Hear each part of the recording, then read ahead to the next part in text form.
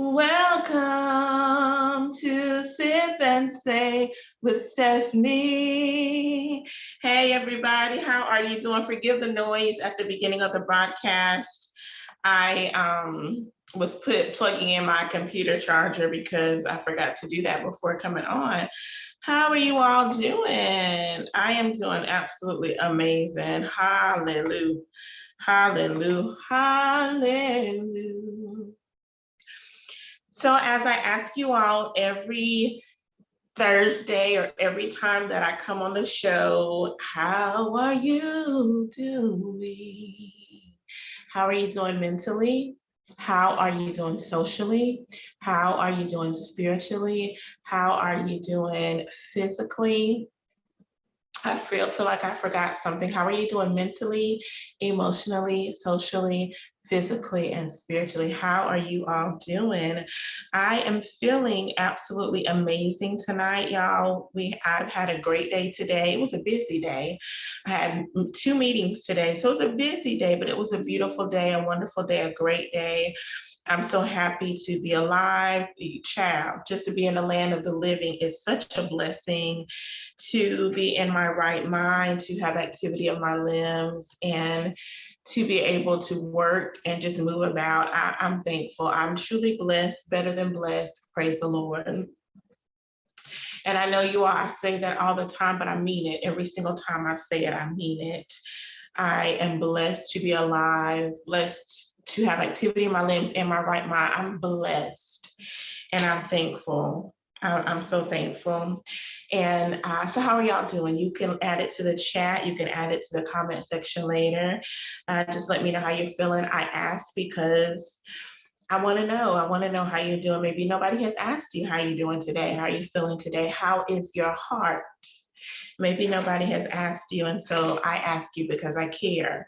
Because sometimes y'all life is be rough out in these streets. It's so interesting. I was having a conversation with a coworker that I see her often and we chat as much as we can, but we really had an opportunity to talk today, and it was such a great, encouraging, inspiring, motivating conversation. We were sharing ideas with each other and just resources with each other. It was just a blessing, such a blessing to talk to people who are like-minded, people who are willing to learn, willing to grow, willing to receive from you, willing to pour into you. It is such a blessing to be around people like that. Sometimes it's not your friends, sometimes it's a coworker that you have a good relationship with, and maybe it's just a coworker you say, hey, hi to in the hallway, but then you have an opportunity to really talk and have great conversations. So me and this coworker have had some great conversations in the past, but today we just really dug in and it was good. And I'm so thankful for it. I'm still kind of feasting on the blessing that was that conversation. And I'm still feasting on, the atmosphere, even that was just the atmosphere of peace and grace that was present as she and I were talking. It was such a blessing. And I thank God for the exchange that took place, right? That exchange of ideas and resources and encouragement and motivation and inspiration and admonishment, and I'm going to say, and challenge, just that encouragement to challenge and in challenging me to push a little further and me challenging her to push a little further. Y'all, God. Let me tell y'all something. God's timing is absolutely perfect. I went, it's perfect. Let me just tell you, I went for one thing and ended up with something else, and it was such a blessing. And she also mentioned how much of a blessing the conversation was. God just sets you up at the right time, at the right moment, on the right day to get what you need and to give what you need to give. And so I thank God for that even exchange of everything that happened in that conversation and in that atmosphere. And so God is good to me. He's good. He is good. He is good. He is good. He is good. Good, good. The Lord is good. His mercy is everlasting, and his truth truly endures to all generations. So I'm feeling good tonight. I am feeling I'm feeling blessed, and I'm also feeling sad for some things that are happening in our world today. The Maine shooting has made me sad. 18 people confirmed dead, and hopefully that number will not rise. But there were many injuries. I didn't get the number of injuries, but there were many injuries of the shooting that took place yesterday. Today's Thursday, so yesterday. Yes, yesterday. And it is thought that the suspect, let me look at the names. I don't want to get the name wrong. It is thought that Robert Card, it may be the person, allegedly he's a person that possibly, was in the photos. Um, uh, um, Allegedly committing this crime. We're not sure, but he is a person of interest in the possible alleged shooter, and he is still at large. So I think that Maine residents are still asked to shelter in place and remain vigilant in keeping their house locked, garage locked, is everything locked down to try to be as safe as possible until this particular person of interest, alleged suspect, is captured by the police. So I'm sad about that. I'm also sad because you all, the Republican Party in North Carolina, in my opinion, is doing some underhanded and shady things. We redrawn the redistricting lines, and it's it's a mess. It's a mess. I don't have enough information on it to share with you, but I'm hoping to talk a little bit more about it at the next Sip and Say with Stephanie. We have a super majority Republicans in the House and the Senate. Both control, Republicans control both House and Senate in North Carolina. And I feel like if your party and the policies and the laws that your party is putting forth, if they are legit, if they are in the best interest of the people in North Carolina, if what you're doing is on the up and up, then why stoop to underhanded, dirty, ridiculous, and possibly against the Voting Rights Act? Why would you commit such atrocities if your party is doing so well and you're in the right? If you're in the right, why are you doing wrong? If you're in the right, why are you doing things underhanded, deceptive, wrong? And so that's where we are. Again, I'll have some more information next month. Within a few weeks, I'll have some more. Yes, I'll have some more information a little bit later. I'm going to do some more research on what is happening here in my home state. It's a lot going on here.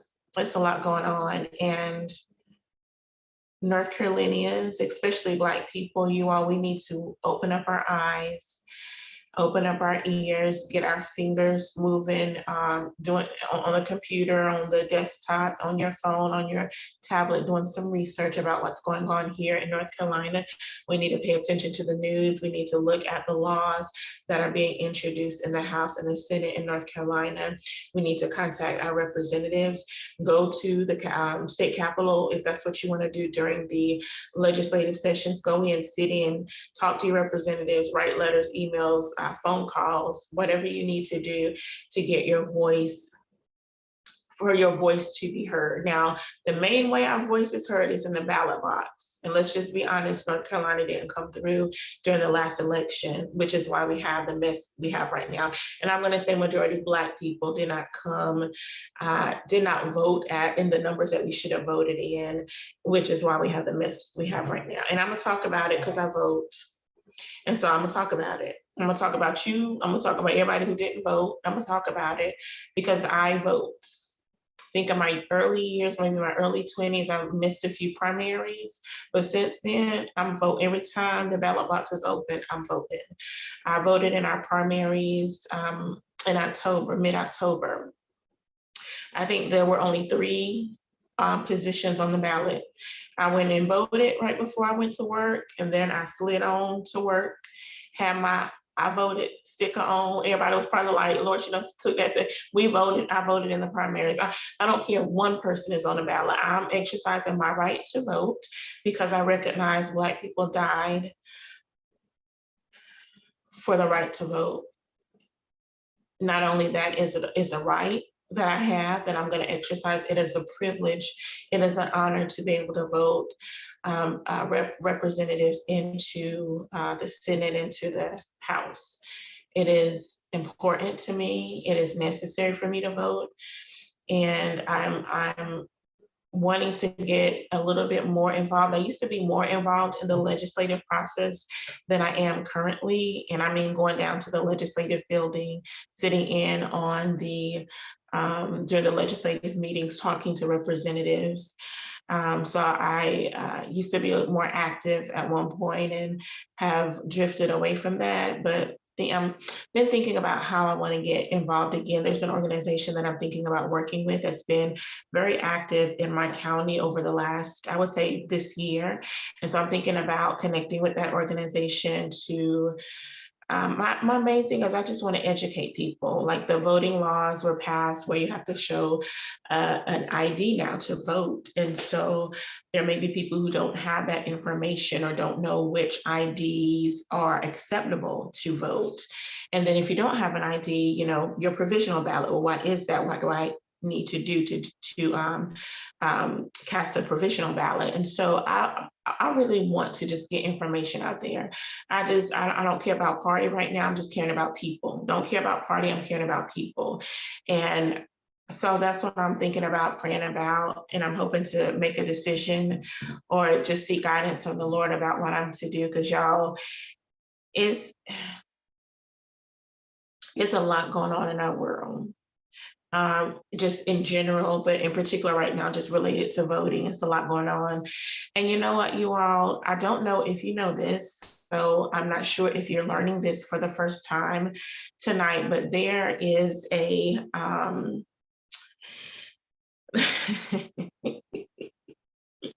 yeah, I'm telling y'all, Black people, we better pay attention. White people, you better pay attention to. Asian people, Latino people, there is a Project 2025. Have you all heard of the Project 2025? I just recently heard about Project 2025 and checked out the playbook. It is a 900 plus page document. I think it's like 925 pages. And I did not make that face because of the number of pages. I made the face because I have not read every page of it yet. It's going to take me a little while to get through it all. It's messy, y'all. So it's Project 20, since we're talking about vote, and I want you to know about this. And then I'm gonna get to Domestic Violence Awareness Month, because I did say we were talking about that tonight, and we are, but I did want to give this little bit of news before we push forward. So Project 2025 is a presidential transition project that's mostly led by the Heritage Foundation. A particular playbook was put out by the Heritage Foundation. Is an extremely conservative group. And then there are other organizations and entities that support this particular Project 2025. And so the playbook is called, did I write it down? Yes, the playbook is called Mandate for Leadership, the Conservative Promise. It is a 180-day transition book. If Republicans get empowered, they are planning to implement the I'm going to say the guidelines that are outlined in this particular mandate for leadership. They're planning to implement these things if they win the presidential election in 2024. Y'all, you need to get it. Like, I know it's October, about to be November. We're going into the Christmas season, and we like our Christmas movies. A lot of us love to watch our Christmas movies. That hour and a half, 2 hours that you're spending for your watching Christmas movie, take off one movie and get into this Project 2025 and read what it is about. Just a little bit that I've read so far. This playbook wants to take us back to a time where Black people could be in shackles. They really want to take us back there. But back to a time where what came what came to mind is it's not Leave It to Beaver, but it's I can't even think of the black and white show um, where it's a nuclear family and just everything is white. Read it for yourself so you can form your own opinion about it. Yes, take some time and read it. It's gonna take a while, but read it. Take some time to read it and understand what the Republicans want to do, how they want to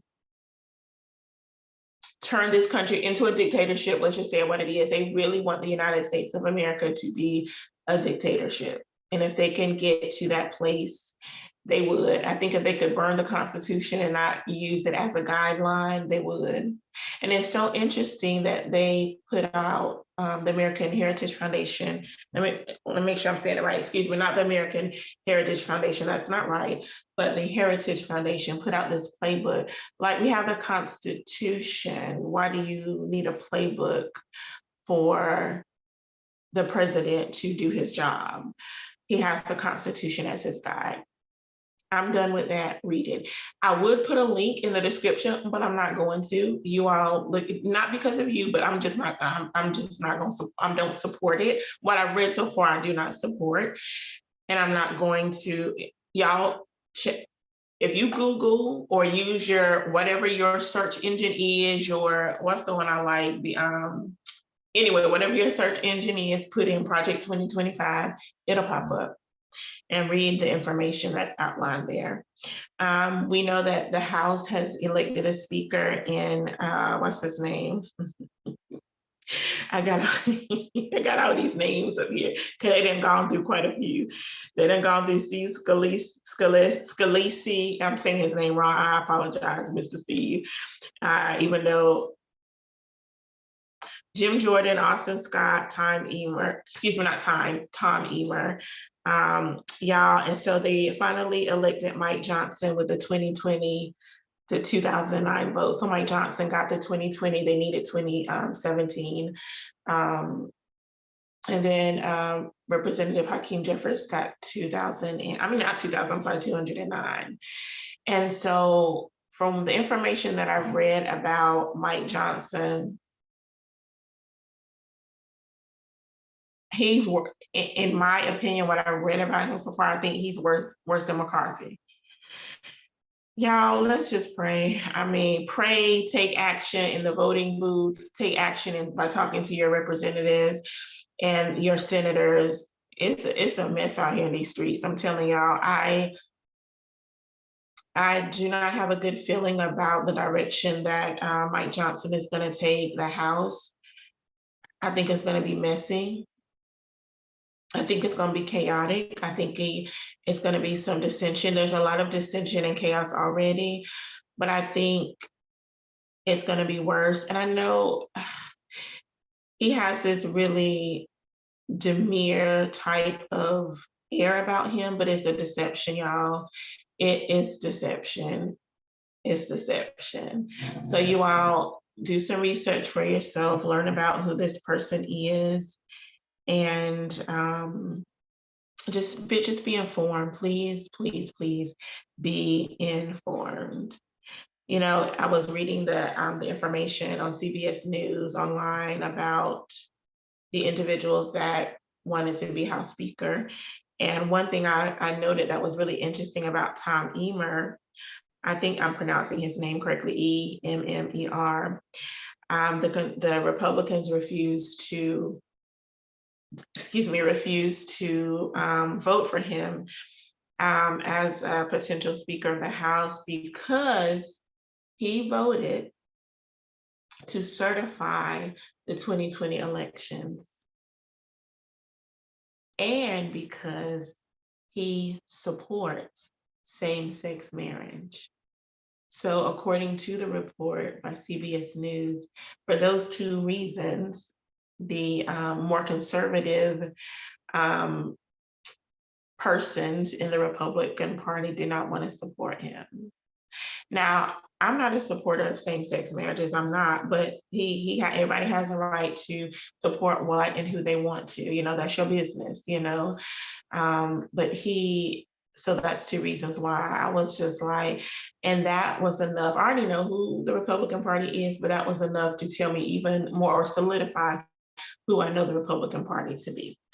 So y'all just do your research. That's all I'm telling you. What y'all sipping on tonight? Look, we already almost 30 minutes into the broadcast. I'm sipping on straight water. So y'all look, this is my T-Mobile cup. Y'all heard me talk about T-Mobile. T-Mobile does T-Mobile Tuesdays. So this is my fourth cup. They've given out 4 cups since I become a part of, or since I get my T-Mobile Tuesdays. Since I'm a member, I'm gonna just say a member of the T-Mobile Tuesdays. And so this is the 4th cup they've given out. So it's the 4th one that I received. And so I'm sipping on, as y'all can see, straight water tonight, because that's what I need. And so what are you all sipping on? Y'all sipping on tea, hot chocolate? I wish I would have bought some water for some hot chocolate tonight. It's a little chilly up in here.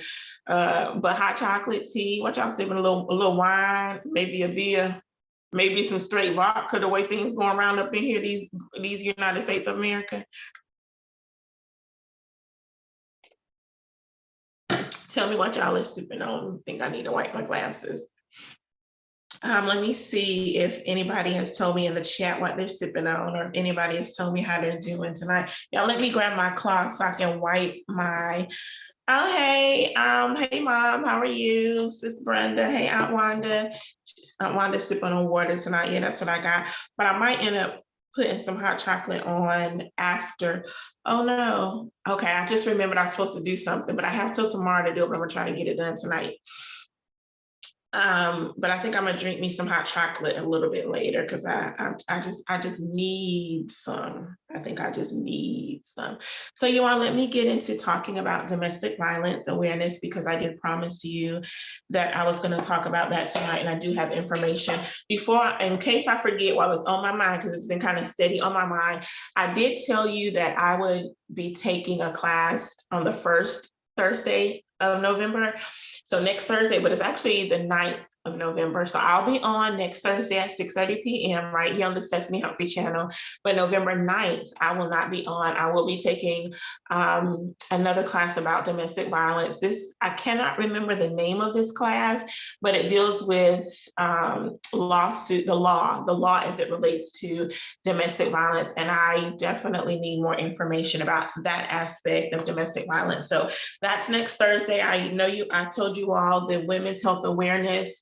It is I'm going to say an entity or an organization sponsored by the NIH, the National Institute of Health. It is also sponsored by the Delta Sigma Theta sorority, which I'm not a member, but they are one of the sponsors. And I think it's important for us to note that the Deltas are a huge supporter of women's health awareness and getting information out to help women and men as well, but mainly women, but to help even men and children and families be better in our health. And so during the pandemic, they offered several online classes. I only took a few of them, but they offered online classes, and I enjoyed taking them and gaining the information that they offered. And there is a Women's Health Awareness Day. It used to be day included, but it actually is a day in April. So check out Women's Health Awareness to get more information. I think they put the broadcast of the session I took a couple of weeks ago. I think it's available on their website. I'm not sure. I can't even remember the name of it, but if I find the link, I'll add it to the description so that you can tap in. And I may even add the link to the website so that you can have easy access to the website and the information that's presented. It's some really great information, again, to help us be healthy and well. So let me get into talking about Women's Health Awareness, but Domestic Violence Awareness Month. So my mom says she's drinking some watered down zero sugar Powerade. Oh, my mama. And my aunt, she says she's feeling fine. I know that's right, Aunt Wanda. All right, so I have quite a bit of information to share with us on tonight. So I'm going to try to just talk slowly and make sure that we all understand this information. I can almost guarantee that all of us know somebody or have known somebody who has been involved in a domestic dispute or a domestic violence situation, myself included. So domestic violence is a pattern of behaviors used by one partner to maintain power and control over another partner in an intimate relationship. Domestic violence is also referred to intimate partner violence, dating abuse, or relationship abuse. All of those terms are used to describe domestic violence. I want us to understand domestic violence, it does not discriminate. While people in the world discriminate, domestic violence does not discriminate as far as the abuser is concerned and as far as the victim is concerned. And it's not a Black issue or a white issue or a Latina issue or a Asian issue or Native American issue or a Native Alaskan issue. It is a issue of insecurity on behalf, not on behalf, but as it relates to the abuser. It's really an issue of insecurity. And because that person is insecure, they're wanting to exert power and control over another person to make themselves feel powerful or strong or big or grand, okay? Power and control. There are many types of abuse. Let's talk about it. There's physical abuse, which is unintentional. Excuse me, let me try that again. Physical abuse is intentional, unwanted contact with you or something close to your body. Or let me just not say you, because I don't like that. Let me just start over so I can get it like I want it and still give you the right information. So physical abuse is an intentional or unwanted contact towards the person being abused. So either putting something close to their body or on their body or some type of contact with their body. It could be the abuser using his body. It could be the abuser using items or objects on or close to the person who's being abused, their body. That particular contact, again, whether it's their body or an object, that particular contact is used to cause injury, to cause a disability, or to potentially cause death. So not only is a physical abuse unwanted contact, it is also a behavior that causes or has the intention of causing the injury, the disability, or the death, okay? It could be a knife, a gun, a bat, just anything. Yeah, physical abuse. Emotional or verbal abuse. Emotional abuse includes non-physical behaviors such as insults, threats, constant monitoring or checking in, excessive texting, humiliation, and stalking. If your man had to call you every 10 minutes to know where you at and what you're doing, that's a form of abuse. If your woman has to call you every 10 minutes to find out what you're doing, who you with, where you at, that's a form of abuse. Because ain't that much love in the world. It's a form of abuse. It's a form of them wanting to control over what you're doing, who you're with, where you're going.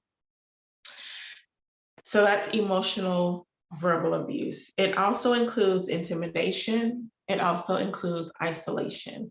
A lot of times abusers will isolate the, I hate to use the word victim. Oftentimes the abuser will isolate the one they are abusing by isolating them from their family, from their friends, from the people who know and love them best, so that they alone can maintain the power and control over that person.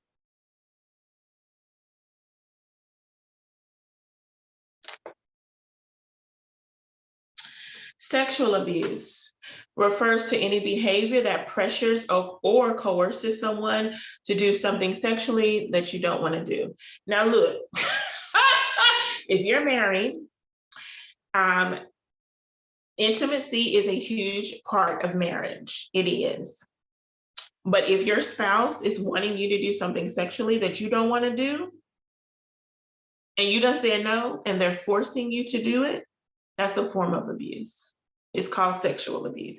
Just because your husband wants you to do things that you really don't want to do, you don't have to do it in the name of we married and I should do it. The marriage bed is undefiled. Don't let that man use the word of God to trip you up, to cause you to do something you don't want to do. Don't let that woman use the word of God and trip you up and cause you to do something that you want to do. If you say no, I don't want to use this whip and handcuffs, then doggone it, we're not going to use the whip and handcuffs. I'm just throwing that out there. If you like whip and handcuffs, then do what you got to do. I mean, it's all good. If they're wanting you to insert things into your body that you don't want to insert into your body in the name of sexual foreplay or sexual acts, and you don't want to do it, then tell him or her, no, I'm not doing that. I don't want to do it. I don't want those things in places. I don't want them to be. Just say no. Now, if you like things to be plugged in places that that's between you, your partner, y'all, whatever. I ain't got nothing to do with that. That's y'all business over there. My business is over here. Your business is over there. I'm just saying, if there are acts that you don't want to do sexually and you tell your partner no, they should respect that no, even if you are married. Now, I'm in particular talking about marriage, even if you are married. If you're not married, then show enough, get your stuff and go about your business. But yeah, it's okay to say no, even within the marriage covenant. It is okay to say no if you're, dating boyfriend, girlfriend, and you participate in sexual activity. It's just say no if you don't want to do it. And if he forces you or if she forces you, it is a form of abuse. When I'm gonna say this again, men and women, don't let your spouse use the Bible. The marriage bed is undefined. Don't let them use the word of God to make you do something that you don't want to do. Because see, this is still my body. I know you married, that your body belongs to your wife, your body belongs to your husband. I understand what the Bible says about marriage. I get it, I got it. But this is still my body. And I'm gonna just leave that there because I was about to say something else. Let me move on before I get into more trouble than I'm already in. Ow! Financial abuse often operates in more subtle ways. So look, financial abuse, they didn't give us a lot about financial abuse, but I understand it. When an abuser controls the finances, they don't want to give you the money that you need. Well, let me backtrack before I say that. They don't want you to work. They either want to control over where you work, most of the time don't want you to work. And then if you do work, you better bring all that money to them and they control over where that money goes. Financial abuse can also include them not giving you money to get food for the house, not, providing money for the electricity or the water bill, paying for the bills of the house, paying the rent, paying the mortgage. They won't give you money or allow you money to buy the kids new clothes, new pair of shoes, school field trip money, for school lunch if they don't get free and reduced lunch. Whatever the case may be, they control the money and they limit what you have access to or possibly don't give you access. I know of a wife that her husband was such an abuser, he kept a lock on the thermostat and only he had the key. When I say that's how control, y'all, when I say I had never heard of such a thing, I don't know how, I don't know how, I think it was like a little, I want to say a cage. It wasn't, but it put me in the mind of a cage, like a little box or whatever it was over the thermostat with a lock to it. I know that's not financial, but and to me, in a way, that's a form of financial abuse because now you're controlling the thermostat. So if it's cold in the house and you got the heat, or it would be like on the 50s, like 56, 57 or something like that, or you put the air on during winter time and the heat on, or the heat on during the summertime, because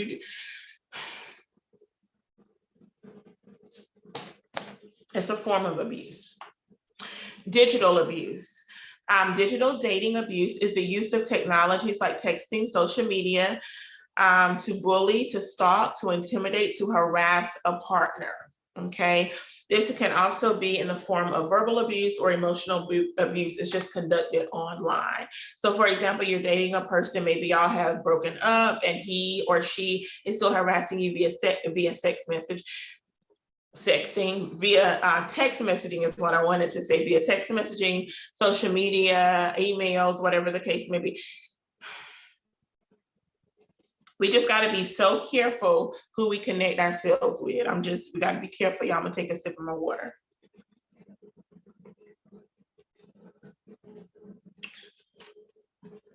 Now, I don't know with digital abuse if it's all just I don't think this is just like if you break up with your partner. I believe this is within the relationships, because we're still talking about domestic abuse, having that power and control over a partner. And so them using, again, that social media, the texting and all of that to intimidate you, to harass you, to bully you. Digital abuse. Stalking is another type of abuse. It occurs when someone follows you, when they watch you, when they harass you in such a way, so consistently, and in such a way that you fear for your life. You're afraid, you feel unsafe. That is called stalking. I think stalking can also occur when you leave that man or that woman. I watched a movie just last week. I think I was trying to think of the name of it, but I couldn't think of the name of it. I saw it on Tubi, and it was a domestic violence situation. And it was two actors that I have enjoyed watching other projects that they were in. And they both did a phenomenal job in showcasing this particular, domestic violence. In addition to the two actors that I enjoyed, Taye Diggs was in it. He's the only name that I can remember, but Taye Diggs was in this movie as well. And I loved his role. Like, I really loved Taye Diggs' role in this movie. And yeah, I see the cover of the movie, but I can't think of what it is. I'll put it in the description. It's good. Like, it's really good. And wow, it was good. It was really good how they portrayed everything. I'm going to just tell you, because I think it mentions it it does mention it in the description. The young lady ends up getting out of the situation. I'll tell you that. And I'll leave the rest for you to watch. It was difficult. Like, I think I had to pause a few times. They didn't show too much of the abuse in a way. They show more of the effects of the abuse, which I appreciate that, because I'm very sensitive to things, to some things. And I'm glad that they didn't show it in a heavy way. But I still had to pause a few times just to collect myself and be like, man, this really happens. Like, abuse happens more often than we even can imagine. And so, again, I'll put the name of the movie in the description so you can check it out and watch it for yourself. I just think it's good. So those are the signs of abuse. There are warning signs for us to look out for, you all. So you can use this checklist for yourself.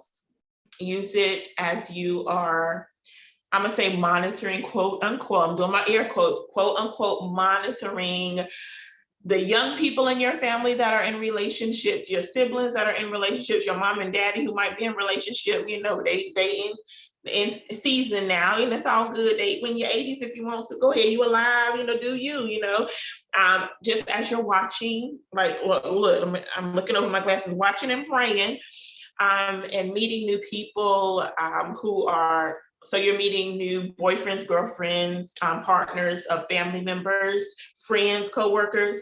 These are some warning signs that you can look out for to discern or to see if this is a potentially unhealthy relationship that could potentially lead to a domestic violence situation.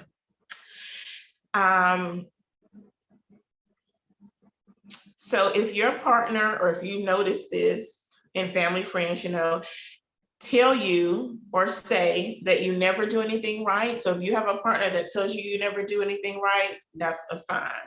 If you notice this among family and friends, it's a sign. A person who shows extreme jealousy of friends, or if you're away from them for an extended period of time. Y'all, let me tell y'all, I got a story for y'all, but I don't think I can tell it. I'm gonna see if I can tell it in a way. So I have a person who was away on a trip with friends, and their spouse harassed them while they were gone. I'm gonna just say how it is. The person, the abuser, I'm gonna just say how it is, called me. Now, everybody that knows me pretty much knows me.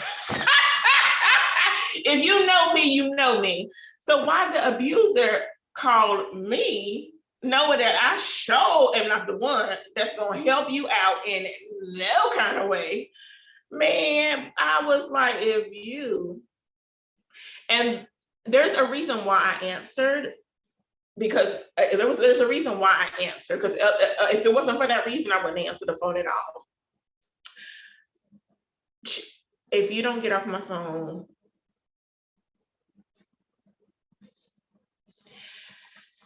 call me, because the person that they were trying to contact with didn't answer them. Stalking, extreme jealousy, because someone is spending time with their friends or away from you. Peace in the valley, away from you, needed to break away from you so they can have peace. Okay, let me keep pushing. Let me digress and we calm back down so I can make sure I give y'all this in a good way. If you're being insulted, demeaned, or feeling ashamed from this abuser or from this person, those are signs that it's an unhealthy relationship and abuse is happening. Especially if they do it in front of people. Let me tell y'all a situation I had. So this is not a partner situation. Have I ever had any issues with partners? I've never been in a domestic violence situation. I'm trying to think, have I ever had any partners? Like I've never had any, any of my male friends be disrespectful towards me in general, and then not disrespectful towards me and other people. But I've had other people be disrespectful to me. I've had a pastor to be disrespectful to me in front of people, and I've had a supervisor to be disrespectful. And me being who I am, I'm not a pushover. So they came at me and I got back at them. And it was like, whoa, Stephanie, because I'm quiet. Yeah, I know I talk here on the Stephanie Humphrey channel, and I can talk, I'm a talker, like I will talk you. But really, I'm an introvert. I am an introvert. Like I can be by myself until Jesus come back, and it'll be all good for the most part. I'm gonna just say for the most part, because I do like social interaction. I like dating. I like going out. I enjoy myself, but I can still be by myself and be just like at peace, And so, so I had to get back at them, and I don't even know why I told y'all that story. I guess just it's okay to stand up for yourself. That's what I'm trying to say. It is okay to stand up for yourself. Now, if you are in a domestic violence situation, it may not be safe for you to stand up for yourself because it could increase the abuse that you are experiencing. But if you are early on in this friendship relation, like if it's a person that you're getting to know and y'all are not really in a deep, serious relationship, but you're seeing this sign that he or she is talking about you, demeaning you, putting you down, shaming you in front of other people, boy, oh boy, it's time to get your bag, get your stuff and bounce. I'm trying to tell you, he or she is not the one. There is better for you out there. They're not the one. So it's okay. Tell those stories. Thank you, Lord, because it's okay to stand up for yourself. take care of you, value you, treasure you, so that you will not allow people to treat you any kind of way. I teach people how to treat me because I'm just, you're not gonna treat me any kind of way. You're not gonna say anything you want to say to me. It's just not gonna happen. So I digress. And I teach the children how to treat me too. I don't play no games, child. I ain't got no time. Is life too short?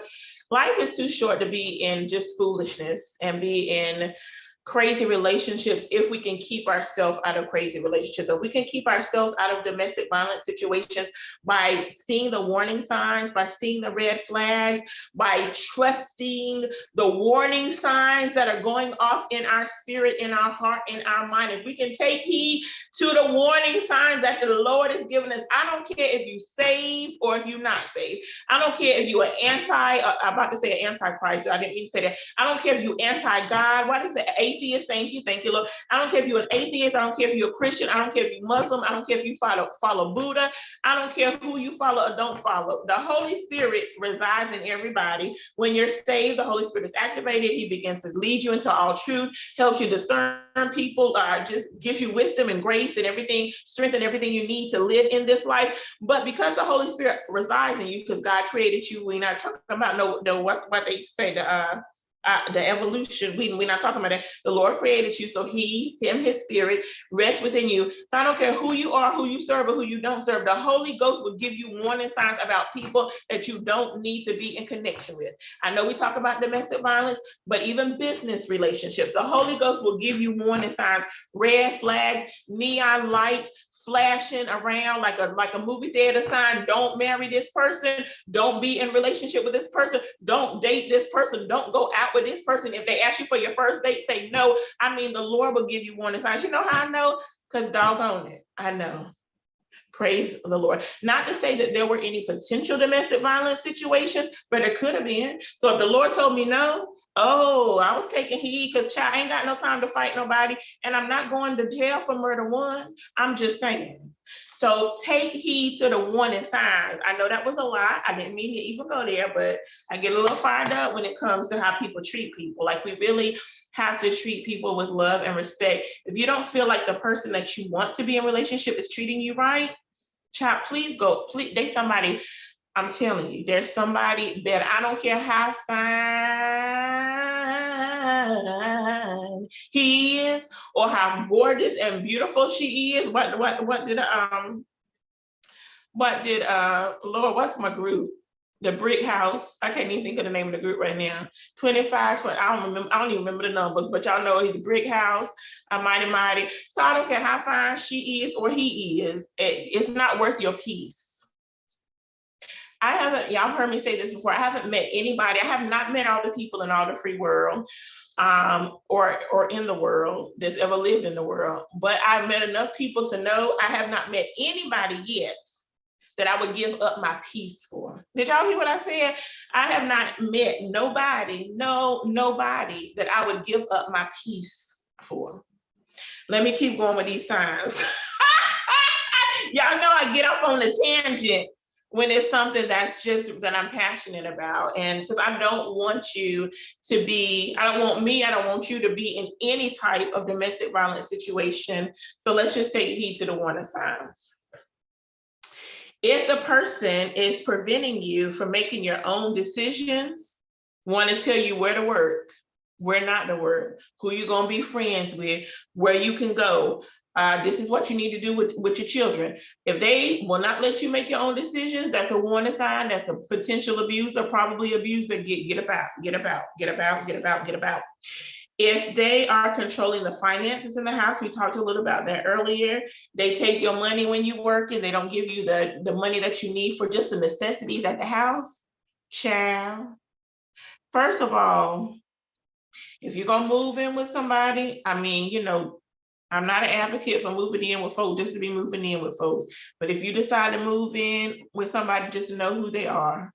I know you can't know everything about a person, but try to know as much as you can before you get in there. I'm just saying. If the person is pressuring you to perform sexual acts, we talked about that earlier, that you don't want to perform. If they are pressuring you to take drugs or to drink alcohol and you don't want to do it, signs of an abuser. If they are intimidating you with their looks or their actions, like I will stare you down. Y'all, I got my car inspected today because I forgot to get my inspection. My sticker is due. And there was a gentleman that came up to me. It hasn't been lately, but every now and then when I go to the car dealership, they'll come and talk to me about my car. Child, I told the guy today, so he was talking to me about my car. He gave me my little Carfax report. He showed me how much it would be, like the APR and all of that, to purchase a new car. First of all, my current APR is under 2%. Like it's a 1 point something for my car. He was trying to give me a 7 point something. I was like, what? Why did you, nah, bruh. I'm gonna drive this car until it, well, I ain't gonna tell y'all what I said. I'm gonna drive this car until it don't go no more. And y'all don't have to know exactly the words I said to him. And so me and him were talking, and he's asking me questions. I'm giving him information. I'm asking him questions. He gives me information. And he asked me something and I responded, and he was just staring at me. And so, you know me, I'm staring back at him. Like, what you got, bruh? What you got?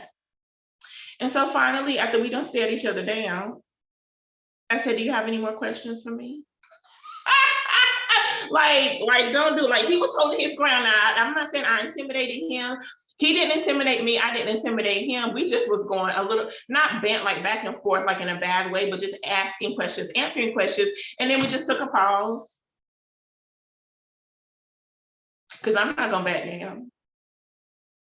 And then, you got any more questions for me? Then we restarted the conversation. If a person is looking at you trying to intimidate you with their looks or their actions, that is a form of abuse. Get away. And in this particular situation at the car dealership, it was not a form of abuse. I was just giving you a point of reference with the staring contest. I can stare at you, whether it's a good stare or a bad stare. And he was staring at me trying to figure me out. And I was staring at him just because he was staring at me. I wasn't trying to figure him out. I don't care. I don't care who you are. I just know I'm not about to buy no car. Well, come on, let's go in the lot and look. I'm not going to look for a car. I'm waiting for my inspection so I can get it, go get some breakfast, and then go to my job, go to work. So he was trying to get me anyway. Side conversation. Let me get back to the domestic violence awareness. And so if they're intimidating you through threatening looks or actions, like they might hold up, like you're sitting over there, the person, the abuser is sitting there, you're sitting here and they're like maybe hold a gun up or have a gun in their lap or a knife or whatever the case may be. That's a form of it could be a form of intimidation. And that's the next one. If they're intimidating you with knives, with a gun, with a bat, with mace, with anything that would cause you harm, that's the next one. If they're insulting, wait a minute. So yeah, so that's part of intimidation. If they're insulting your parenting skills or they're threatening to harm your children or your pets, okay, look, I don't have no pets and I'm not going to get a pet. The only pet, I was thinking about getting another fish. The only pets I've ever had in my life as a pet, just me, in the house growing up, we had a dog. We had my sport. My sport passed away when I was a child. I think I was like maybe 9 or 10. I was sad. I cried over my sport. I love my sport. I can't even remember. He was a black dog. He wasn't a Labrador, but I can't remember what dog he was. But I cried over my sport. And we had some other dogs since, but it wasn't my sport. So after my sport died, I was done with dogs. Like I don't want to see no dog. I don't want to look at no dog. My sport gone. I don't care about the rest of y'all dogs here on the earth. Anywho, I've had fish, like betta fish, because they were easy to care for. So I don't do no pets. And I don't have children, but I have nieces and nephews. And y'all,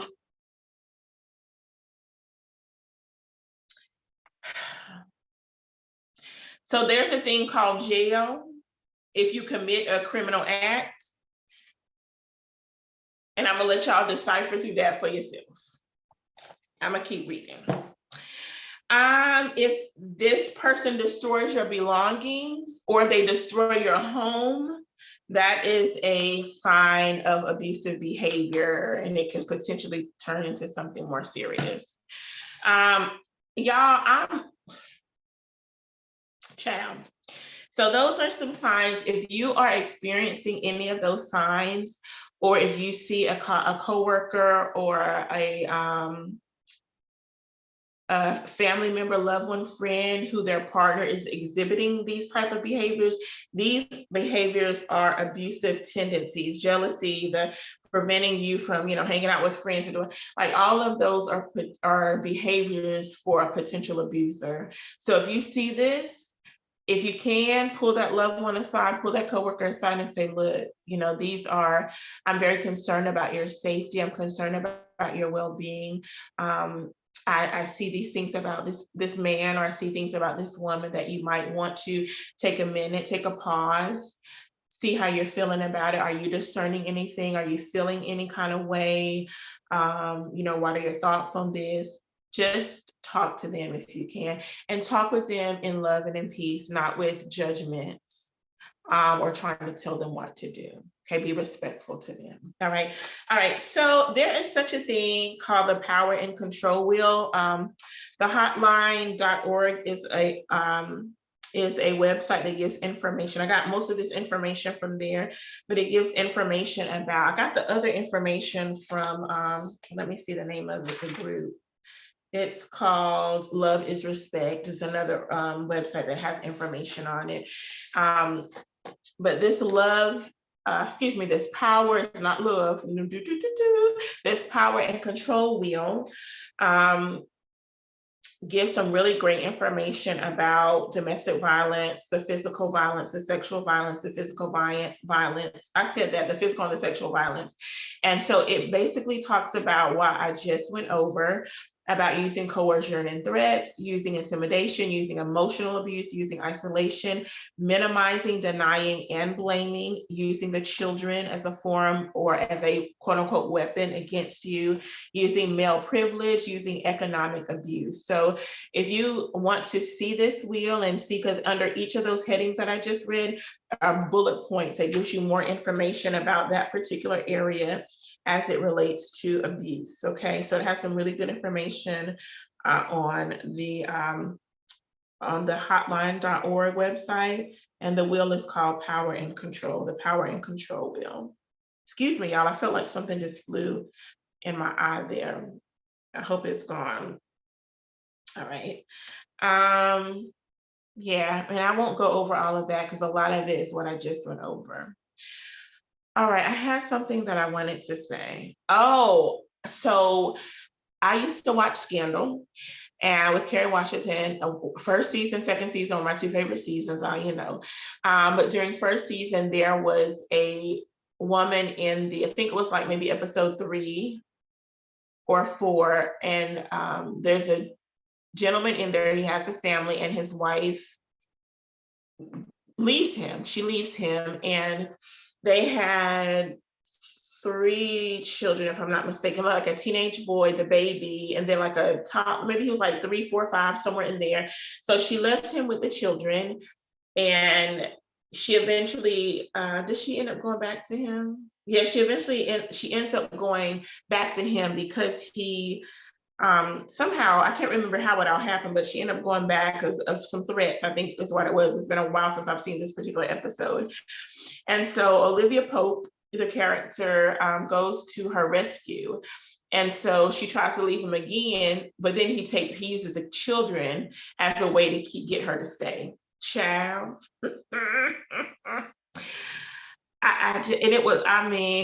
The children crying. I wasn't crying, but I was mad. Like, I was mad at him. And so he used the children to get her to stay, because he knew most moms, because I don't know, most moms, I'm gonna say, they love their kids. They're gonna fight for their children.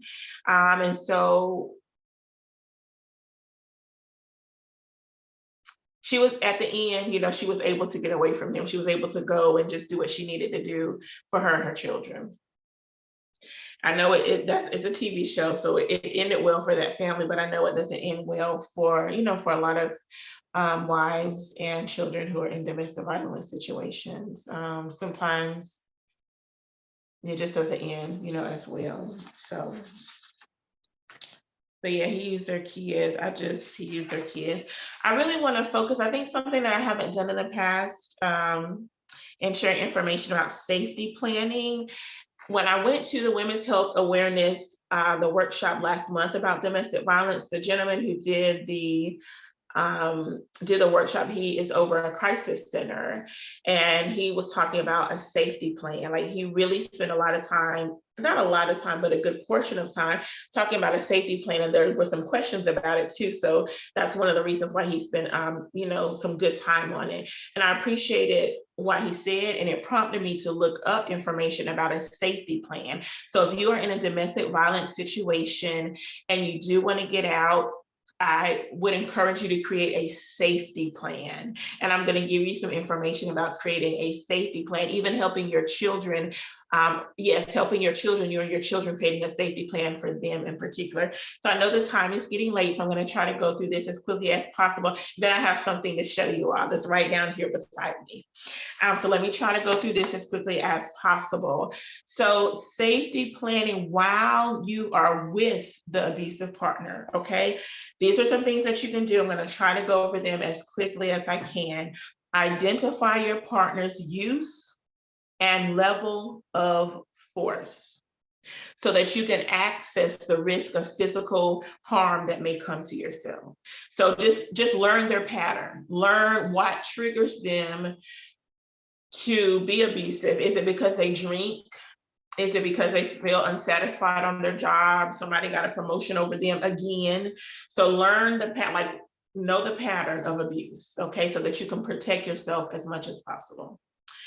Identify your safe areas in your residence, okay? So know where the exits are, know the pathway to those exits. Are there any blockages there? If they are, get that blockage out of the way so you can have a safe pathway to exit for that abuse. And that exit might look differently. It might be the front door, it might be the back door, it might be the door to the bathroom, it might be the door to the bedroom or another room in the house. So just make sure that that pathway is clear so that you can exit as quickly as you can, especially if weapons are involved, in particular if a gun is involved. I haven't met anybody, well, I ain't gonna say I haven't met, but I haven't known anybody yet to outrun a bullet. Now you might be able to zigzag, but I've never known anybody to like outrun a bullet. Now you can like zigzag or maybe duck, those types of things, but just know the quickest way you can get to an exit, especially if a weapon is involved, and in particular a gun, and even a knife, because some people can throw a knife and hit their mark and cause some damage. A knife or a baseball, a pot, a pan, whatever the case may be, any type of object that can be used as a weapon. Just know your exit way, and try to make it as clear as possible so you can move quickly if you need to. If you have a phone, I know, your the abuser may be monitoring your phone. They may have you have parental controls for your kids. Maybe they have some type of something like that that monitor your phone. So maybe get a second phone that maybe he don't know nothing about or she don't know nothing about, that you can maybe keep somewhere. Y'all know women got places where you can hide things. And y'all, I know this is a serious topic, but I'm saying we have places where we can hide things. So, maybe get you a little flip phone, just something that you can call 911 or call a family member or call your safe person, just hide it. And then, you'll have it on your person, right with you. Y'all, you know where I'm touching, right with you. Okay. So try to keep a phone on you and keep it charged, okay? Hopefully he or she don't know about it, If you're able to work, charge it up at work, and then just keep it on you. Talk to others in the residence about how they can help you. If you live in an apartment building, in a condominium, in townhouses, talk to somebody who knows what's going on, that they can be a safe space for you, or they'll know what to do if they hear your safe word, which I'll tell you about in a minute, or they hear the safe word if they need to call somebody. Talk to some people. I know it's embarrassing to have to say I'm in a domestic violence situation, but let somebody know that's near you so that they can support you as best they can. Support you while still keeping them safe, themselves safe, okay? So talk to some people in your neighborhood. If you live in a home, like a single family home, then talk to somebody in your neighborhood, somebody close to you, so that they'll know what to do, okay? So yes. And I want to say this, instruct them not to get involved in the violence between you and your partner, and work with them to establish a mutual signal for when they should get help or leave the house. So for example, a mom could talk to their children about, like if I do the peace sign, or I do some other type of sign, or if I say, you want some peanut butter and jelly, or just some type of safe word or safe phrase or signal that you can indicate to your children, I need you to leave. Let that, create, establish that, with your children, establish it with your neighbors, establish it with, with your community. Okay, let me take a sip. I've been reading about some young girls who have been abducted, and they have used certain signals to let people know that I've just been abducted. Like, this person is not my parent, this person is not a family member, anybody that I know. I know that there probably have been a few cases, but one young lady where I think she called to order a pizza, and whatever word she used, the delivery person, whoever answered the phone, knew exactly what she was talking about. And he was able to call the police, and she was able to get some help. And I know there's probably, I remember that one in particular, and there probably have been others. Maybe that could be the safe person for you. It could be your takeout person, or your place where you get your favorite place where you get your food. That might be the person that you call and use a safe word or a safe phrase, or order something, and they know to call the police. Whoever can be your safe space, your community, to support you in this domestic violence situation, use that community. Okay, use that community. Plan for what to do if your partner finds out about your plan. So if they find out about your plan, what's your backup plan? What's your A, B, C, D, E, F, G plan? Like, get you some backup plans just in case your partner finds out about the plan A, plan B, plan C. Have a D, E, F, G. If at all possible, and maybe you can, like, there are crisis centers in your community. They can help you create a plan. There are counselors, there are people available in your community that can help you, like licensed professionals that can help you create a plan. One of the gentlemen was talking about the crisis center. He was talking about, tell whoever it is, if it's a woman, it's a man, tell them to call the crisis center, and we will help them to develop a plan that is best for them, because a plan is going to look different for every person who's being abused. It's going to look different for everybody. Okay, so have some backup plans. All right, y'all know how we have some backup money. You got the money under your mattress, got some in your bosom, in your shoe, and everywhere else. Y'all, I ain't gonna tell y'all that because I didn't know y'all business, but we just keep, you keep backups. If possible, keep weapons like guns, knives, keep them locked away, keep them stored. Like, child,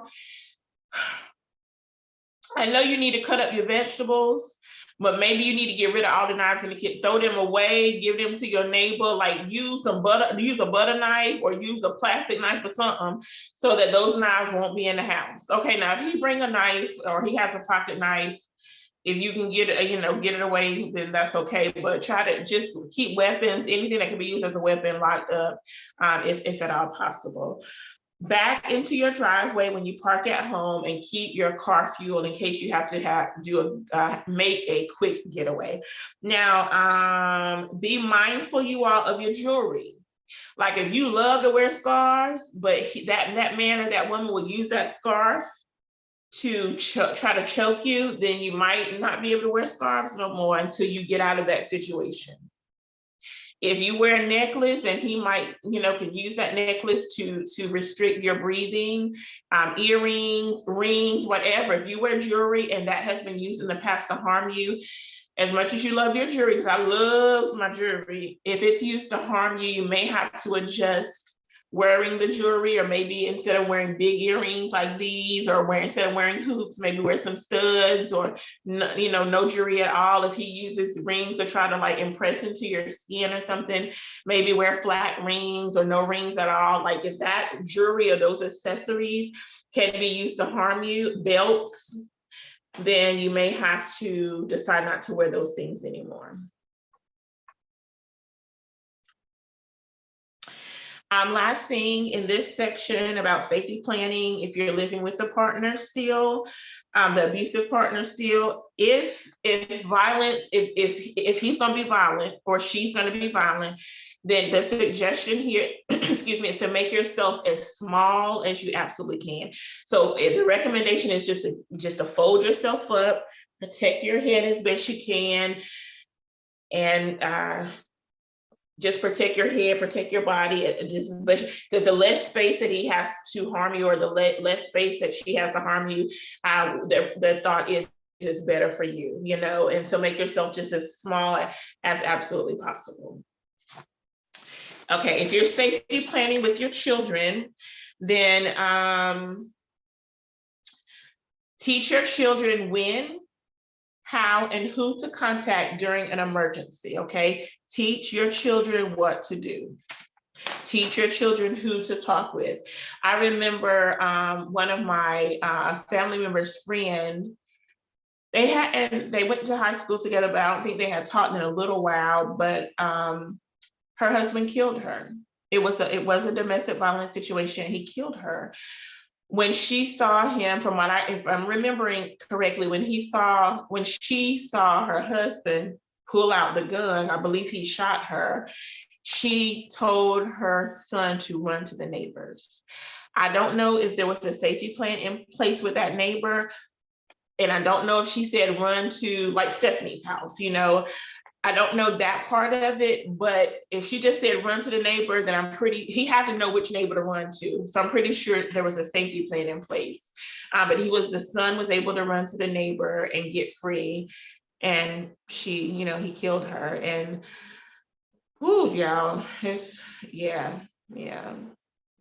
So tell your children, create a plan with your children about who they are to talk to, when they are to talk to them, and how they are to communicate with them. And again, a neighbor, a family member, local service providers, whoever you have created the safety plan with outside your home, teach your children about the how, who, and the where, okay? Or the how, who, and the when, If possible, instruct them to get out of the home, so that they can get to safety. And that's where that neighbor comes in, run to Stephanie's house, or run to grandma's house, where grandma live right two houses up, run to grandma's house, And so have those individuals identified if they need to actually get out of the house. If you haven't had an opportunity to talk to a neighbor, I'm thinking about fire safety plans, how you should have a place like a neighbor or a place in the community where you go in case your house or your apartment or condo or whatever, where your residence, if it catches on fire, maybe have a plan like that. If you're not able to go to the neighbors, meet at the oak tree 2 houses up, or meet at the park that's across the street, something. Hopefully they can go to a person's house because they're kids. So hopefully it could be a physical person. But maybe they can't get to the house, or maybe the house is locked. Maybe I'm just thinking off the top of my head, maybe your child has a whistle on them and they're blowing the whistle as they're running to the park, because that's a safe space. But the neighbors know, if I hear that whistle, let me see what's going on, because those children are going to the park, and let me call 911 or see if I can intervene, or whatever the plan is that was established.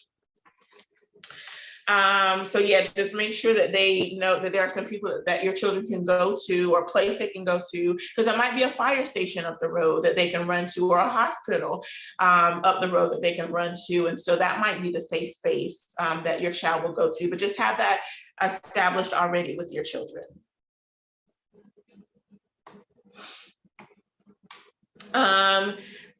Identify a room in the house where they can go if they're afraid. It could be the bathroom in the hallway, or the bathroom they use. It could be under their bed, could be the closet in their bathroom, not in their bathroom, but the closet in their bedroom, or wherever. Just identify a place where your child can go if your abusive partner escalates the abuse or even begins the abuse.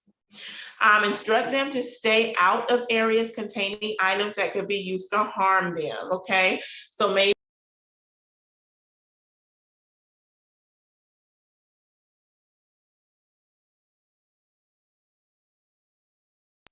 Like don't go to the basement, or, don't go here, don't go there. So just identify those places where it is safe for them to go. Let me see.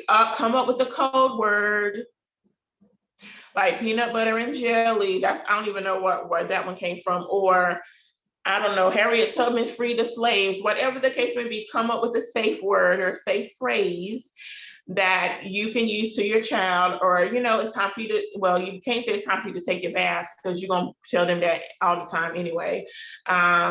Maybe it's time for you to take your bath. Use that special soap that I just bought for you, or whatever. Don't have to be that long. It could be a word or a phrase that lets them know it's an emergency, get out of the house, or go to your safe space.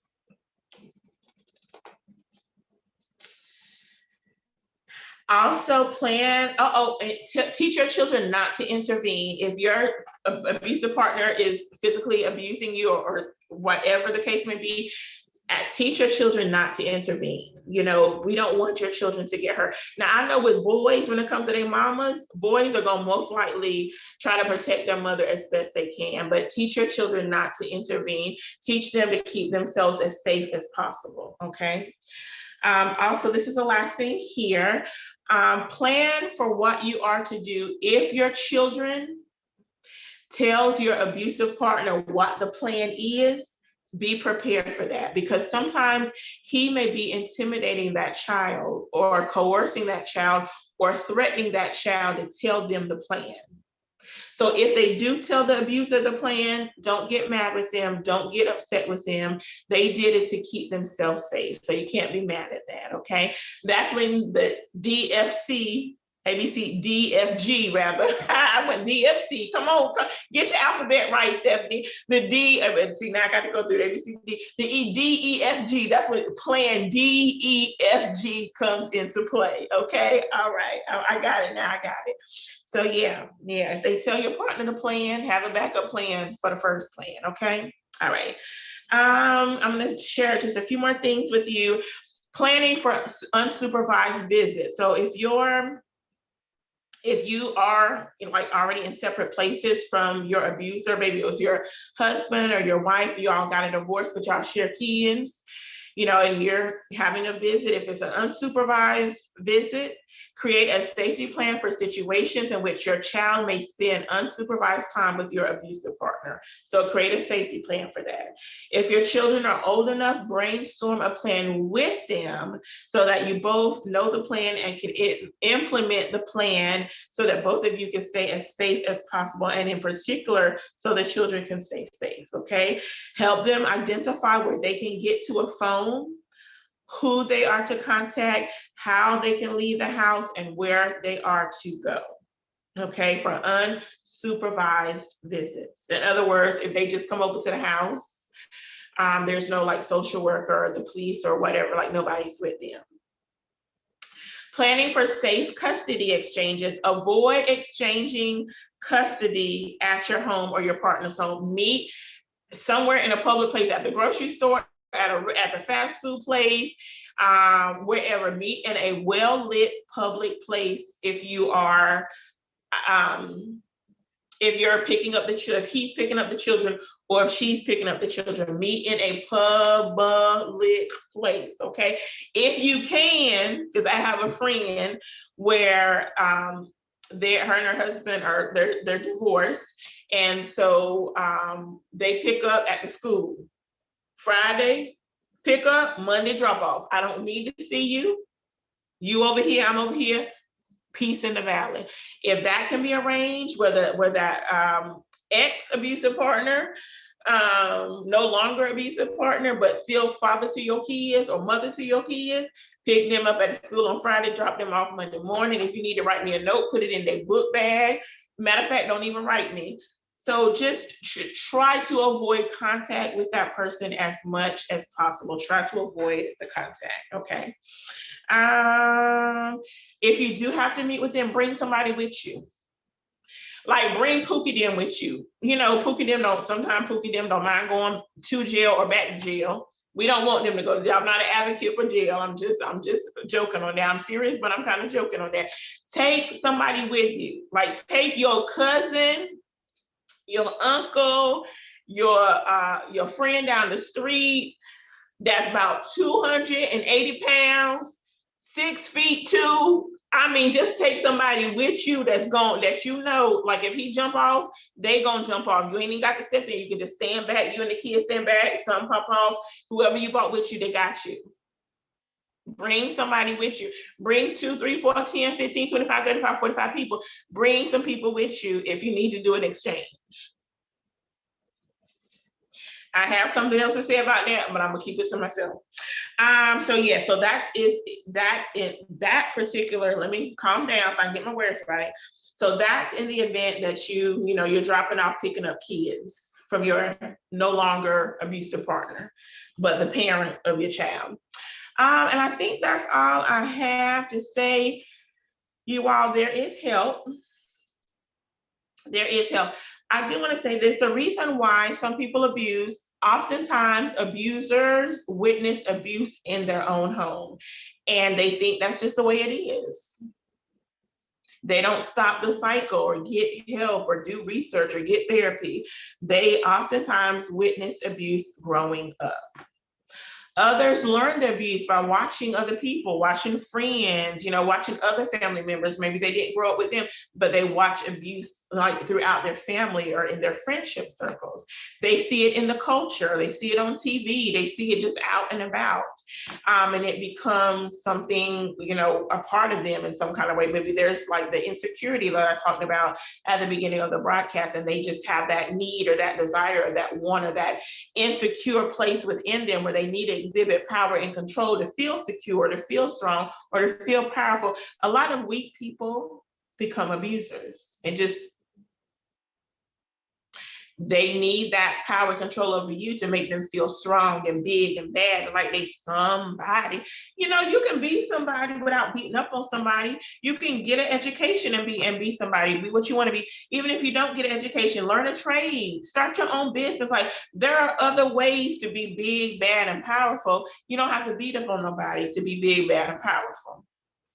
But some people, quote unquote, think they need that in order to be whoever. Child, I don't understand that. I'm not a licensed psychologist. I'm not a psychiatrist. I don't understand the different elements of the mind as it relates to abuse or as it relates to psychopath, sociopath. I don't understand all of that. It's not my education. It's not my experience. Woosah, all right? But those individuals need to exert power and control over somebody. And they do it often to women because women are considered to be quote unquote weak. Child, let me tell you, we may be considered the weaker vessel, as the Bible says, in our strength, like in our physical strength, but don't get it twisted. I'm done with that.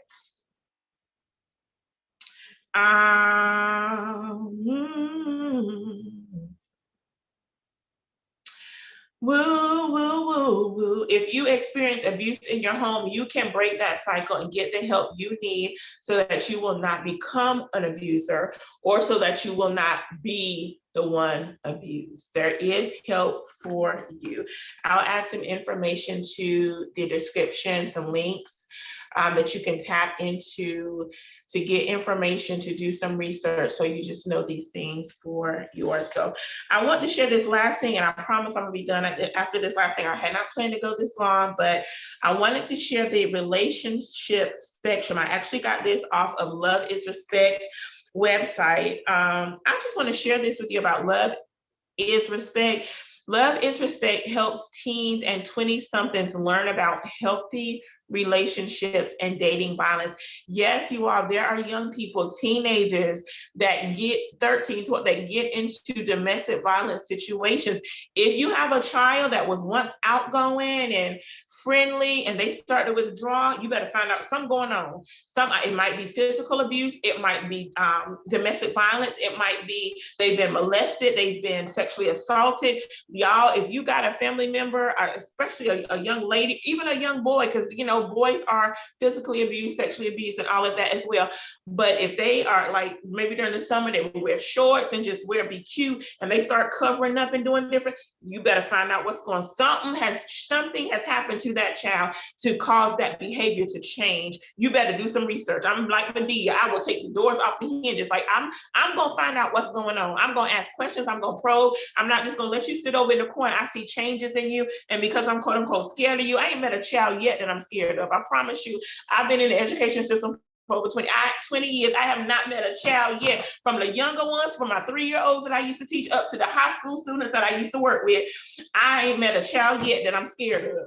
That's number one. And I sure ain't met a child in my family yet that I'm scared of. I'm going to ask questions. I don't have no kids, but if I got nieces, nephews, younger cousins, I'm going to ask questions. If I think something is going on, I'm going to ask you questions. And if you don't answer me, I'm not going to harass you, but I'm going to almost find out what's going on. I will grab phones, ask my niece and nephew, they've been in the house, what you doing on this phone? What you doing on this? You're using my Wi-Fi, so I'm going to find out what's going on. I don't care nothing about your privacy up in here. Now, I do care about your physical privacy. You and there. I'm talking about your technology privacy. I don't care nothing about that. That's the kind of privacy I'm talking about.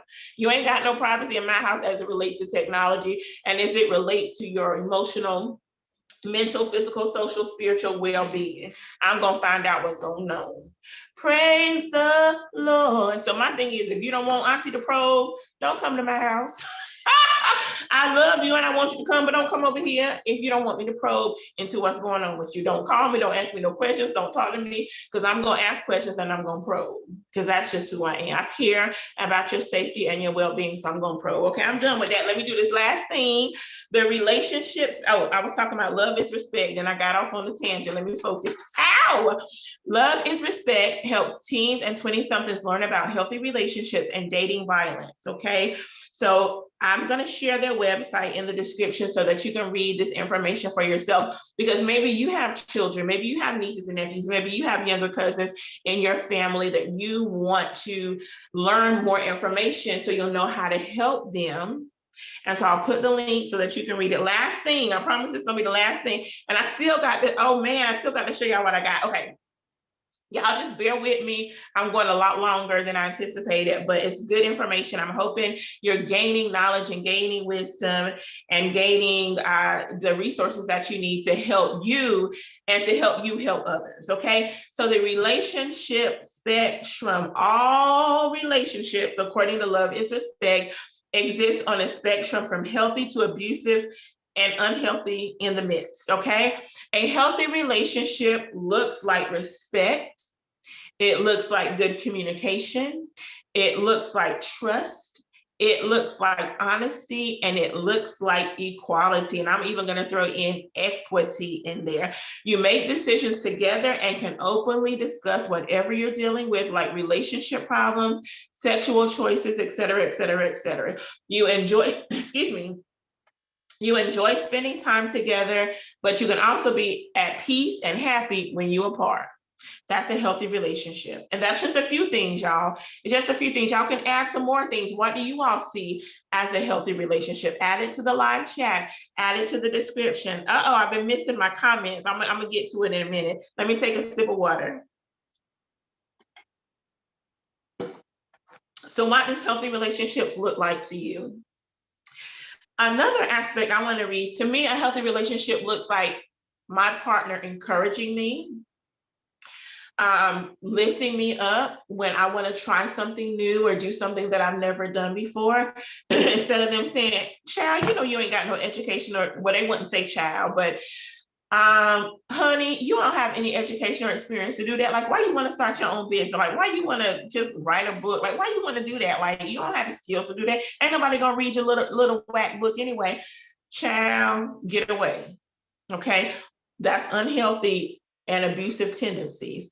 But what is a healthy relationship? Like, Stephanie, you're gonna write a book? Wow, that's well, what is it about? Like, what are you gonna write about? What genre are you gonna write about? Like, what's your interest? Somebody who is genuinely interested in you, interested in the things that make you happy, interested in your dreams and your goals. To me, that's another part of what a healthy relationship looks like. Not only do they recognize or listen to and respect what you want to do with your life. They encourage you and help you to do it, motivate you to do it. And so to me, that's another aspect of what a healthy relationship looks like. So y'all add to the chat what you think or what you feel healthy relationship looks like to you. Okay, unhealthy relationships are based on attempts to control the other person. So unhealthy relationships look like breaks in communication, pressure, dishonesty, struggles for control, and inconsiderate behavior. If you done gone to the restaurant before you got to the house, done pick yourself up something, but you didn't bring me nothing, boy, we about to have it out. We about to have it out. First of all, I'm not gonna be dating nobody like that, but I'm just saying, we gonna have it out. So inconsistent probably, but inconsiderate behavior as it says here. So unhealthy relationships, one person tries to make most of the decisions.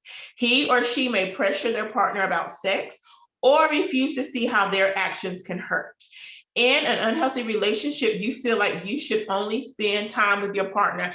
I don't want to see you unless we marry and I have to see you every day. I don't want to see you every day. If we're dating, I don't want to see you every day.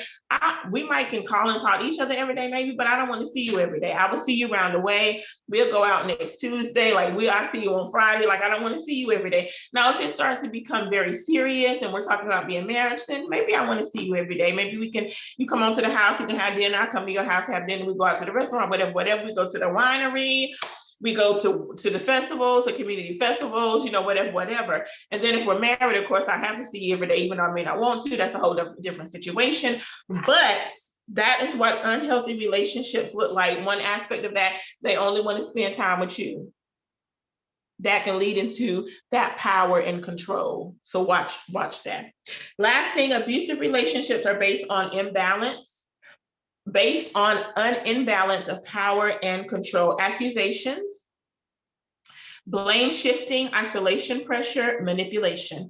One person is making all the decisions about whatever, your sexual choices, your friendship groups, where you can go, where you cannot go, giving you boundaries about what you can and cannot do, who you can befriend and not befriend. You spend all your time together and feel like you can't talk to other people, especially about what's really happening in your relationship. Isolation is a red flag for abusive behaviors. Isolation, because they want their voice to be the only one in your ear. If you can't talk to nobody else, that's a problem. Because see, if you talk to somebody else, then they may be able to persuade you to their side or persuade you to do something that abuser doesn't want you to do. So they want to have your ear in all things. Again, I haven't met nobody. I've dated some fine men here, but I ain't met a fine enough man yet that I would swap my peace for. Because my peace is more important than any fine specimen of a man. Let me tell you, my peace is more important. I'm just gonna leave it right there. I'm just saying, I'm gonna leave that right there. I haven't met a person yet that I would swap my peace for. My peace is of the utmost importance to me. And if anybody, I don't care if it's a man, a coworker, or family member, if you disturb my peace, the only time you gonna see me buck up, besides injustices, besides you messing with my nieces and my nephews or another family member, nieces, nephews first, and then other family, besides those things, you will not see me buck up if you attack my peace or disturb my peace in any way. I will go from 0 to 1 million in 0.00002 seconds. I'm telling you, because my peace is very important to me. So don't come at me with my peace. I don't care who you are. If you disturb my peace, we gonna throw, like the young people say, we're gonna throw some hands. I'm just saying, I'm gonna leave that there. So let me read the comments. I done took my glasses out. Let me put it back on. So my Aunt Wanda said, love doesn't hurt people. Excuse me, let me try that again. Love doesn't hurt you, people do. So if a partner says, I love you, I love you, I love you, but they're physically, verbally, sexually abusive towards you, financially abusive towards you, and the other things that we talked about at the beginning of the broadcast, that's not love, that's control, that's power. If you can get out, get out. If you're not able to get out, they create a safety plan, and maybe we can work towards getting out. All right. Oh, my Aunt Wanda it was a Commodore. Thank you. I couldn't think of the kind. She's a brick. Okay, so brick house, that was a Commodore's. I could not think of what group it was. And I was trying to think of the number, the woman measurement. I don't have them because I'm, I know I'm a woman, but I don't be looking at other women like men. Men just be measurements in different parts of our body. I'll understand. My Aunt Wanda said he's fine as wine, but maybe not your kind. Pay attention, people. Amen. I like that, Aunt Wanda. Go ahead with your rhyme if you want to. He's fine. This is my Aunt Wanda talking. I'm reading the live chat. He's fine as wine, but maybe not your kind. Come on in here. I like it. Pay attention, people. Let your discernment, I'm telling you, if there is something uncomfortable within you or unsettling within you about that person, you better check it out. I don't care how fine he is. I don't care how beautiful he is. I don't care if he is a billionaire. I'm telling you, let me add that in. I haven't met a person yet that I would exchange my peace for. I don't know amount of money in the world that I would exchange my peace for. I would love to have $1 billion. Oh, I can do some things with $1 billion. I would pay off debt. I would be buying houses and cars for the people that I love, maybe. I would be giving to my charity. I would probably come off the job so I can work my charity full time. I would be donating to nonprofits. Boy, I can do some things, feeding some homeless people. Like, I can do some things with $1 billion, but I would not exchange $1 billion for my peace. I'm just saying. So he can have $1 billion, but if there's something discomforting or unsettling within you about him, then you take heed to that discomfort. Take heed to those warning signs that you are feeling on the inside. I don't care how beautiful she is. I don't care how good the loving is. It ain't where I just, your peace is more important. Your safety is more important. Your health and well-being is more important. I'm just saying, because that's a short time, but your health, well-peace, and your health, wellness, and peace are lasting. Okay, so just take care of you. My mom says preventing you from doing something that is wrong. Yeah, so preventing you from doing something that is wrong. Maybe mom meant preventing you from doing something that is right. Oh, I'm sorry. Mom is saying exactly. So I asked everyone to put in the chat some things that they feel make a healthy relationship. Let me get my words right. So put in the chat comment section some things that you feel make for a healthy relationship. So that's what my mom is answering. Someone who prevents you from doing something that is wrong, check plus, I agree with that. And then someone who encourages you to remain true to your goals and shows you love. Amen. What's love got to do? Okay, love is very important, y'all. I understand when somebody tells you that they love you, if they're an abuser and they say that they love you, love and abuse don't match up. They don't match up. Okay, they don't match up. They don't go together. And so yes, if he says he loves you, if she says she loves you, but they abuse you, that's not love. That's control and that's power masked in that quote unquote love that they're talking about. So I agree. Someone who encourages you to remain true to your goals and shows you love. And I mean the love of God, like will take off. I'm about to say take off their coat and put it on you. That's some love, especially if it's about 20 degrees below zero and they take their coat off and they hat off and they scarf off and wrap it around you. That's some love, but we don't want them to do that because we don't want them to get frostbite. We want them to be safe to the person who loves you. So anyway, I'm gonna stop right there. I'm gonna stop right there. Okay, y'all, it's already after 8 o'clock, y'all. I really did not plan to go this long, but I got one more thing to show you all. Thank y'all for sticking with me. Again, I hope the information was great. I hope it was helpful. I hope that it has been a good resource for you, again, for yourself, so that you can keep yourself out of abusive situation, and as a resource for you to kind of keep an eye out on family members and loved ones. All right. So I have a box here. We're going to do an unboxing. All right, so I have an unboxing. The box is heavy. I should have put it on one of my chairs so I wouldn't have to lift it up so high. So my mom said, So my mom said sometimes you're not in an abusive relationship and they say that they love you, but they don't really mean it. They just want to get something that they want.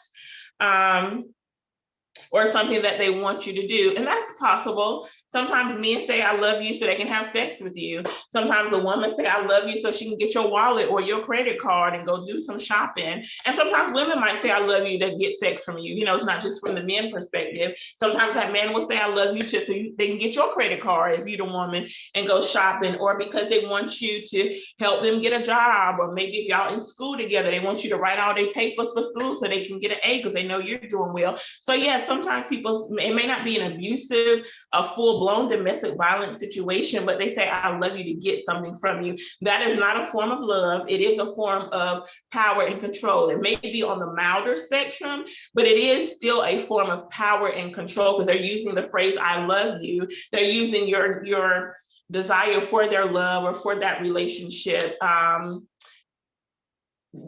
They are using your desire for that love or for that relationship to get you to do something that they want you to do.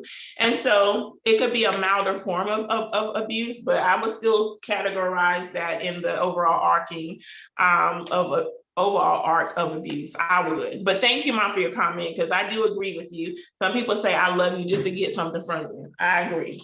All right, y'all, I got a box. It's heavy. So I'm gonna actually move my computer so I can put the box up here. It's woo, yeah. Woo, okay. I forgot to take my thing off, so let me fill this off. Because y'all don't need to see all that. All right, y'all, I have a box that I ordered. So I found out about this Black-owned laundry detergent, y'all. There are 3 men. Okay, I didn't mean to holler at y'all, but I'm just really excited. And I get loud when I get excited. Praise the Lord. So these 3 men is Mr. Ali B. Muhammad. He is a veteran. Mr. Malik Salim and Mr. Abdul Rahim Shahid, also a veteran. These 3 men have joined together. I didn't write down the year, you all, but they started their business.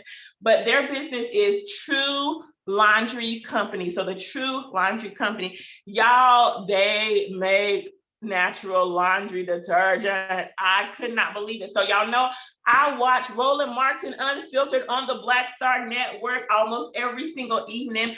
I am watching his news show. He brings the news that don't nobody else bring. From the Black perspective, it's Black news, just everything Black.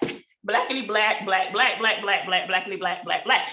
And so he does a marketplace segment. And so that's where I've learned a lot about Black-owned. I'm not going to say I learned a lot. I've learned about new Black-owned businesses. They're not necessarily new, but new to me. And so he does a marketplace segment where he features Black-owned businesses. And that's why I've learned some of the businesses that I have on my stephaniehumphrey.net website. A lot of those I learned, I'm not going to say a lot of them, but some of them I did learn about from the Roland Martin show. And so this is my box. It's heavy. This is my box. Woo. And I wanted to open it with you tonight because I'm ready to start using it and I need to wash some clothes and I didn't want to wait till next week. So I'm doing an unboxing. Again, the company is called True Laundry Company. They actually, most of the businesses who come on the Roland Martin Unfiltered show on the Black Star Network, they give us a discount code. So usually I order that same night. Like while I'm watching the show, I'm usually ordering. And so I ordered this the same night that they were featured on the Roland Martin Unfiltered show on the Black Star Network. I'm gonna keep saying it because y'all need to tune in. Oh my gosh, this is bigger. I was wondering why the box was so heavy because this is bigger than what I thought. So I got oh wow. I didn't know it was gonna be liquid detergent, but look how big, oh my gosh, this is heavy. Look how big this container is. So I got the 101 load. I'm gonna put it closer to you. That's her logo. I got the True Free and Clear. It's free of fragrance and dyes. It is a liquid laundry detergent, as I shared. It has water, surfactants, get my enunciation correctly, fabric whitening agents, and preservatives. Contains no phosphorus, okay?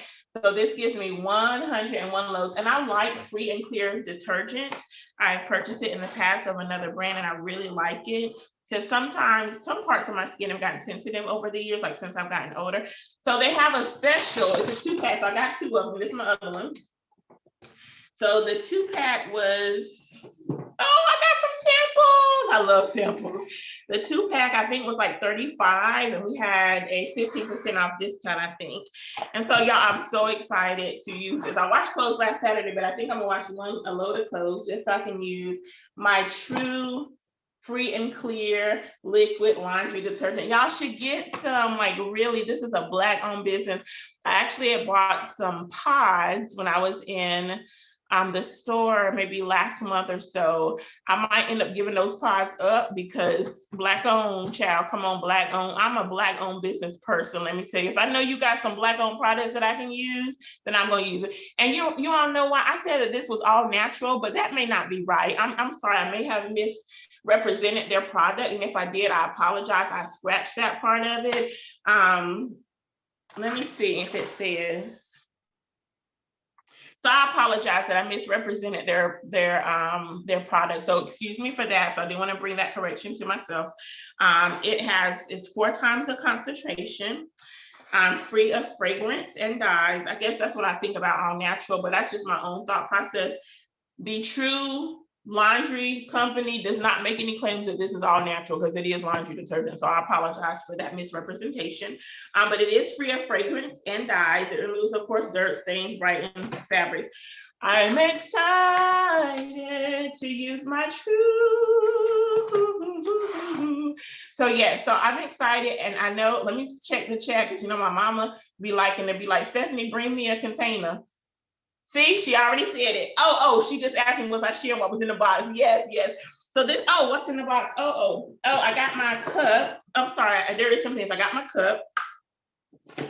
Oh, they gave me samples of their plain liquid laundry detergent. This is a heavy duty, and it's also 4 times the concentration. So they gave me actually 2 of these. So that's one. And here's the second one. So I got 2 of these. I might end up giving these to somebody though. And then I got a thank you. I love when, you know what, it's something I need to do for my own business. Let me keep this over, I'll put it over here because I'm gonna put it in my recycling. So they gave me a thank you, and y'all don't need to know what it says because y'all need to order your own product so you can get your own thank you card and you will know what it says, but I'm gonna read it for myself. Yay, awesome. So that's my unboxing of my Free and Clear True Laundry Detergent. Again, the name of the company is True Laundry Company. I think they have other, I feel like they had some other products on their website as well, but either way, I'll add it to the description so that you all can order some for yourself. I'm gonna just say, so while they were on the Roland Martin Unfiltered show on the Black Star Network, there were a couple of people that said they've been using this for years. And so I feel very confident that I'm gonna love it. And this is the only detergent I'm gonna use moving forward. I'm so excited about that. So that's my unboxing. You all, I will give you an update next month to tell you how much I love it, because I just feel like I'm gonna love it. So that is my announcement there. Last thing I want to say is October is coming to an end and November is coming, but I'm going to go ahead and make Walking Out Our Love and A Return to Love available on the determinedpublishing.com website. Part of our 15-year anniversary, both books will be 40% off starting this weekend, tonight or this weekend, just whenever I get to it. But for the entire month of November, you can get these books for 40% off. So we're still celebrating. I know I haven't said much about the anniversary, but I'm still celebrating. So 15 years in business. You all know that next month is National Novel Writing Month. I write from November 1st to November 30th every year for the last, I think this is my 9th year, I think, that I've been writing with Nano, and I absolutely love it. This year I'm writing short stories. I have at least 3 short stories that are brewing within that I'm going to get on paper. And y'all, this year I have one of my young ladies from my nonprofit. She's going to be writing with me this year. My aunt and my mom might be writing with me this year. If you want to write with me, I would love to have you write with me. You can find me at Nano nanorightmo.org. I'll put the link in the description. My handle is Determined Step because my publishing company is Determined Publishing Company. And so I would love for you to be a friend of mine, us to write together. We can actually plan some Zooms if you want to. I got to know who you are first. So I ain't gonna just Zoom with everybody. But if I know who you are, we can do some Zooms while we're writing together and just in keeping each other encouraged as we're cranking out 50,000 words in 30 days. The first year, y'all have heard me say this, the first year I only cranked out maybe 16,000, 18,000, or I think it was something under 20,000. And then I gradually started getting better with my writing as far as cranking out the 50,000 plus words. It's a lot of fun, y'all. It's a lot of activities that are going on in my area because you can connect with your district or your region and you can talk with other people in your area. They'll keep you encouraged and it's just a fun time. And I love National Novel Writing Month. I look forward to it every single year and I'm excited about this year, especially since I got one of my young ladies writing with me. I'm so excited about that. So again, if you want to join me, nanorightmo.org. My handle is Determined Step. Okay. See, my mama always talking to the samples. Oh, I got it. Okay, so one sample to my aunt and one sample to my mom. When I'm gonna see y'all again. Okay, I might save these for y'all. I said I might, so if I don't be mad. I love my mommy and my auntie. So anyway, you all, thank you so much for joining me tonight. If you want to know more about me, my business, my ministry, you can visit my website at stephaniehumphrey.net. Again, that's stephaniehumphrey.net. Don't forget to like this episode. Y'all, I have never gone for 2 hours, I don't think. Have I? I know I'm long-winded, take it up with my family, praise God. So if you like the episode, go ahead and hit that thumbs up. Share this episode with your family and friends. It is so important that all of us are aware of domestic violence so that we can help advocate for ourselves or advocate for our loved ones, okay? You all know it's Breast Cancer Awareness Month. Women, make sure you're getting your mammograms. Men, if you're having any of the symptoms that I talked about last Thursday in your breast area, then talk to your healthcare provider. There is most breast cancer diagnoses are in women, but there are some men who get breast cancer. So make sure that you're taking care of yourselves. You're getting your yearly exams and you're getting your mammograms, okay? We need to be healthy and we need to be well. This month of October is also Disability Awareness Month. If I find some information about it, I'll put it in the description. I am a special needs educator, and so I've been working with special needs children throughout most of my career. I've been working with children with special needs, and it has been a joy. It has been a joy. It's been tough in some moments. It really has, but it has been a joy. And so it is Disability Awareness Month. Love on everybody, whether they look like you or don't look like you, whether they're able-bodied or have like limited mobility. Everybody is important. Everybody is beautiful. Everybody is unique, and everybody should be respected and treasured. Amen. Amen.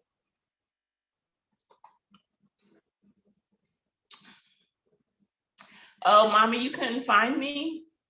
I'm sorry, mommy. Let me put it in. I'll add my handle to the description so that you can find me. And mommy, I'll text you. All right, y'all. Take care. Have a blessed, peaceful rest and have a beautiful rest of the week. Take care.